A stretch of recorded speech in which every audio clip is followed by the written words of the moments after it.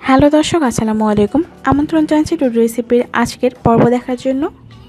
আজ করে দেখাচ্ছি সহজ এবং মজাদার একটি রান্না, মাছের কালিয়া। আর এই মাছের কালিয়াটি আপনারা ভাত, পোলাও কিংবা খিচুড়ি দিয়েও খেতে পারবেন। মাছের কালিয়া বানানোর জন্য আমি এখানে 500 গ্রাম রুই মাছ ভালো করে ধুয়ে রেখেছি। আপনারা আপনাদের পছন্দের যে কোনো বড় মাছ দিয়ে এই কালিয়াটি তৈরি করতে পারবেন। এখন এখানে দিয়ে দিচ্ছি হাফ চা চামচ লবণ আর হাফ চা চামচ হলুদের গুঁড়ি। মাছগুলো ভালো করে মেখে নিচ্ছি ভাজার জন্য।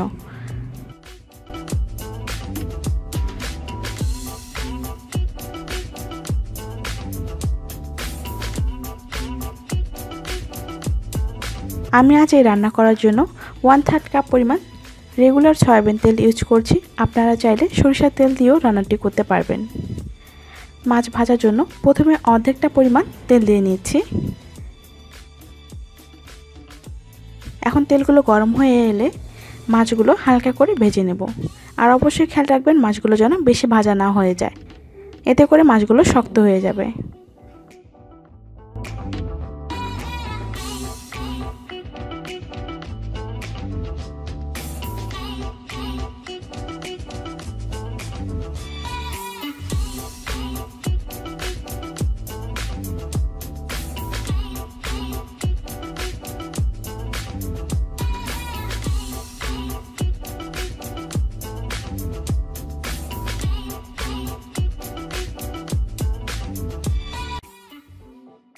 মাছ ভাজা হয়ে গেছে, এখন মাছগুলো তুলে নিচ্ছি।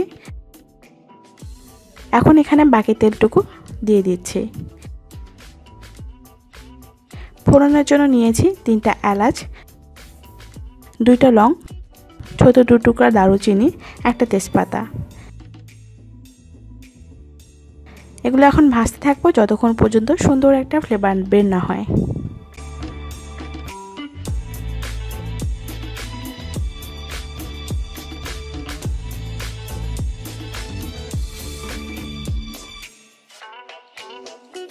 যখন এর মধ্য থেকে সুন্দর ফ্লেভার বের হতে শুরু করবে তখন এখানে দিয়ে দিচ্ছি হাফ কাপ পরিমাণ পেঁয়াজ কুচি।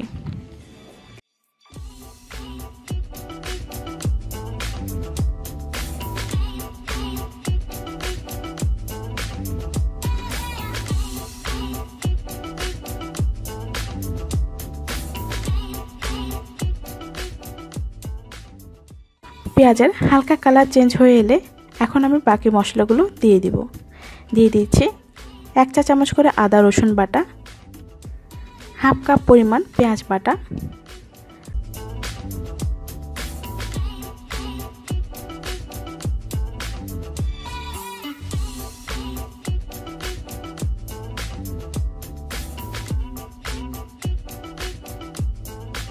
দিয়ে দিচ্ছে ধনিয়ার গুঁড়া 1 চা চামচ, জিরার গুঁড়া 1 চা চামচ, মরিচের গুঁড়া 1 চা চামচ, লবণও দিয়ে দিচ্ছি স্বাদ মতো। যেহেতু মাছ ভাজার সময় একবার লবণ দিয়েছি তাই এই সময় লবণটা আপনারা বুঝে দেবেন। এখন এখানে দিয়ে দিচ্ছি 3 টেবিল চামচ পরিমাণে পানি। এখন মশলাগুলো ভালো করে কষিয়ে নেব।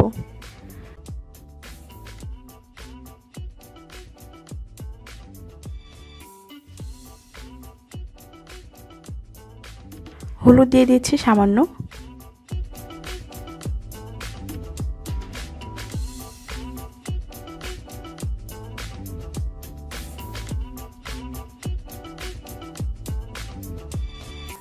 তেল থেকে মশলাগুলো আলাদা হয়ে গেলে এখানে দিয়ে দিচ্ছি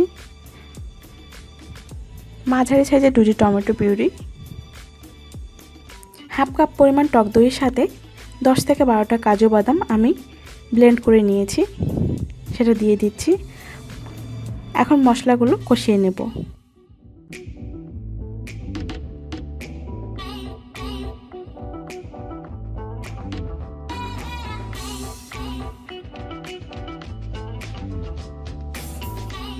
মশলা কষানো হয়ে গেছে, দেখতে পাচ্ছেন তেল থেকে মশলাগুলো আলাদা হয়ে গেছে। এখন ভেজে রাখা মাছগুলো দিয়ে দিচ্ছি।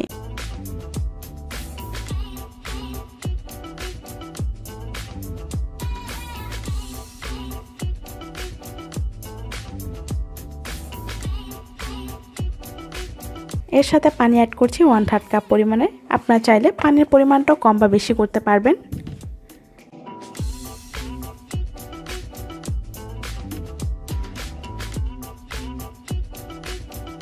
মাছগুলো হালকা মশলার সাথে মিশিয়ে নিচ্ছি। এখন মাঝারি আঁচে ঢাকনা দিয়ে রাখবো প্রায় 10 মিনিটের মতো। আর এই 10 মিনিটের মাঝে মাছগুলো পুরোপুরি সিদ্ধ হয়ে যাবে।